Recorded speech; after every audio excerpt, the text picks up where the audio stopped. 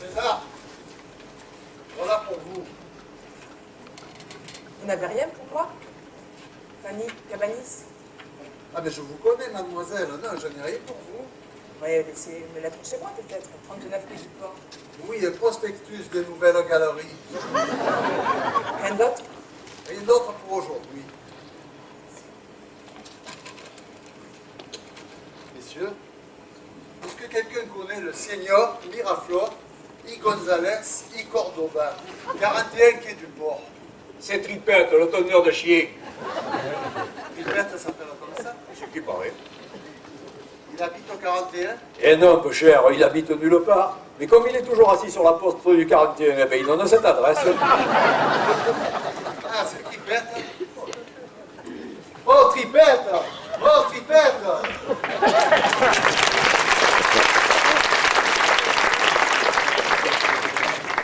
C'est une lettre de Port Saïd. César, elle est lourde. Et alors? C'est de Marius. Il faut la lire, César, vite.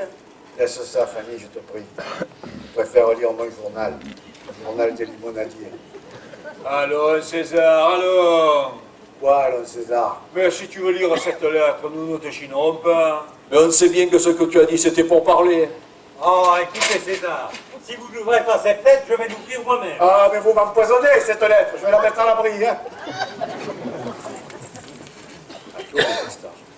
Pour moi, il va la lire dans sa chambre. Ça, c'est certain. Et vous savez ce que nous devrions faire? Non.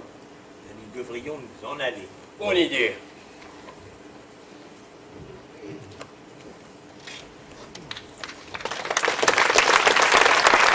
Fanny, il m'a plu. Viens, assieds-toi. Tu vas me relire la lettre bien comme il faut.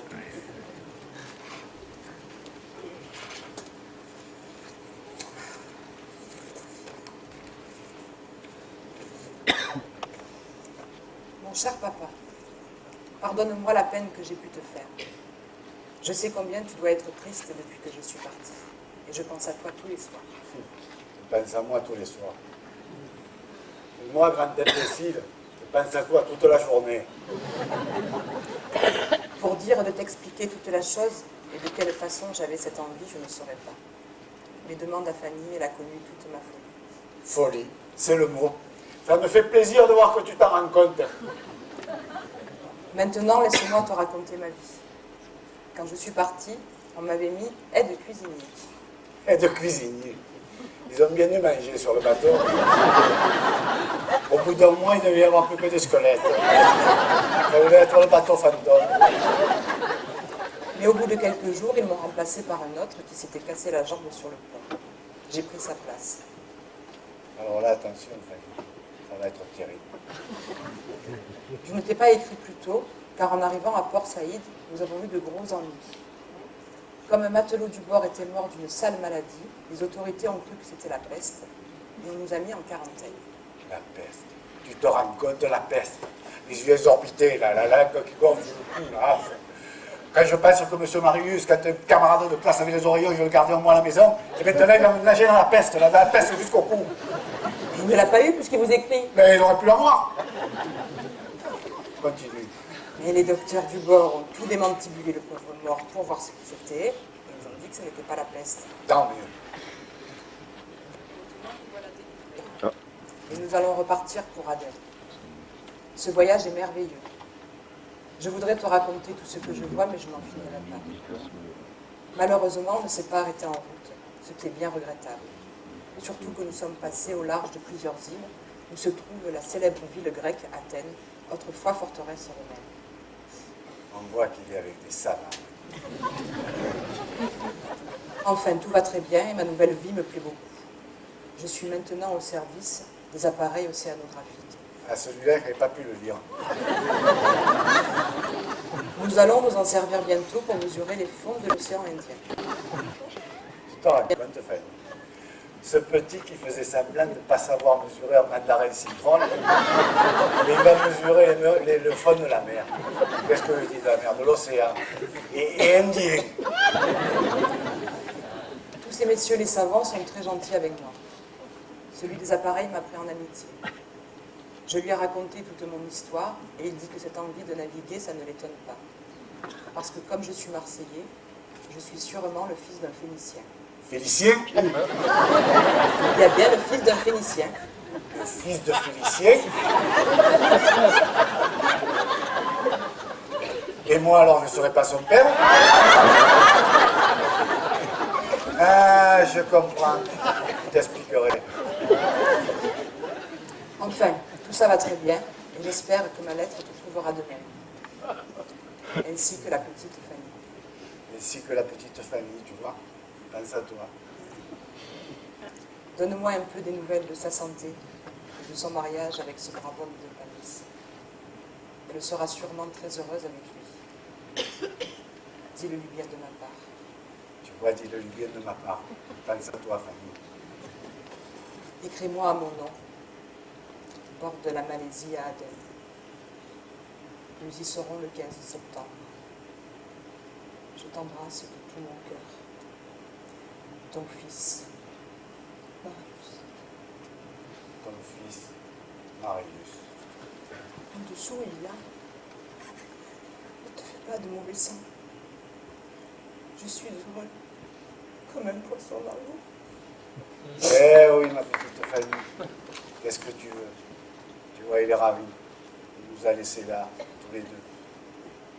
C'est vrai qu'il aurait pu mettre un mot un peu plus gentil pour toi, mais peut-être qu'au moment où il allait l'écrire, on est allé le chercher pour l'océanographique. Et puis tu sais, sur un bateau, ça bouge, ça remue tout le temps.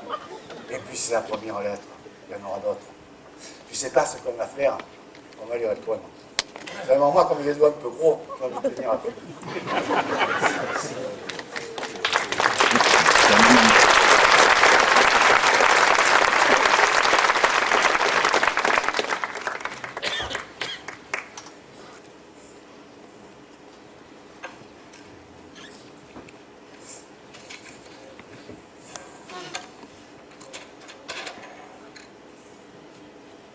Mon cher enfant,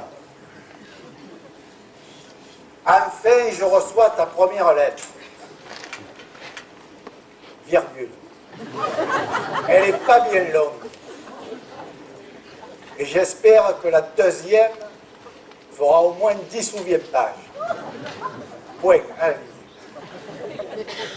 Tout ce que tu me dis sur ton voyage est très intéressant. Virgule. Et tes savants ne sont pas bêtes. Surtout celui qui a dit que tu étais le fils de Félicien. Le point. Parce que Félicien, c'était le père de ta mère, et que par conséquent, tu as un peu de son sang. Tu t'en rends compte, Fanny? C'est savant. Rien qu'à le regarder, ils ont deviné le nom de son grand-père.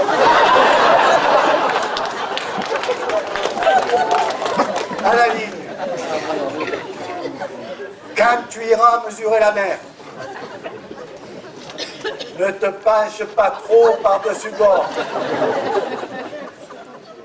Et là où ça sera pas trop profond, virgule, laisse un peu mesurer les autres. Parce que je le connais, moi, M. Marius. Quand il avait 4 ans, je l'ai amené à la pêche sur la barcasse de Maître Panis. Et il a voulu regarder la ligne, et pouf, un homme à la mer. Il faut dire qu'à l'époque, il avait la tête plus grosse que le cul. Bonne amitié. Laisse un peu mesurer les autres. Les autres, folie, bien été. À la ligne. Si quelqu'un à bord a la peste, ne l'approche pas et ne lui parle que de loin, même si c'est ton meilleur ami. 2 points, en majuscule. L'amitié est une chose admirable, mais la peste, c'est la fin du monde. Point. À la ligne. Ici, tout va bien. Je vais bien, à part une grosse colère qui m'a pris quand tu es parti et qui ne s'est pas encore arrêtée. La petite Fanny ne va pas bien. Elle est toute pâle et elle mange presque plus. Tous les gens l'ont remarqué et disent la petite s'en ira de la caisse et César finira du ciboulot. Aussi, Honorine me jette des regards terribles et quand elle me regarde, j'ai l'impression qu'elle va me tirer les coups de revolver et j'en ai le frisson de la mort.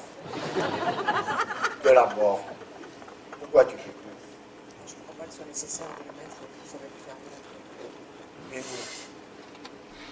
nous, vous en a pas fait de la peine. Oui.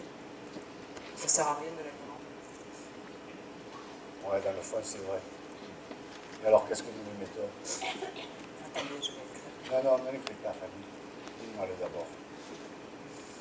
Nous mettons la petite Fanny est comme d'habitude. Pour son mariage avec Palice, je crois bien que ce n'est pas encore fait, mais je ne sais pas tout. Excellent. De temps en temps, nous parlons de toi gentiment à la terrasse du café.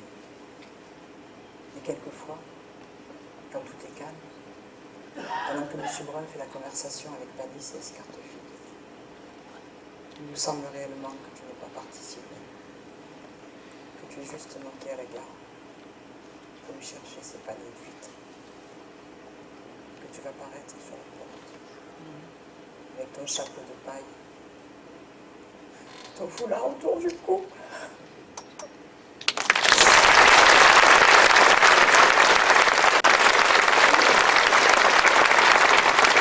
La femme d'Escartefil.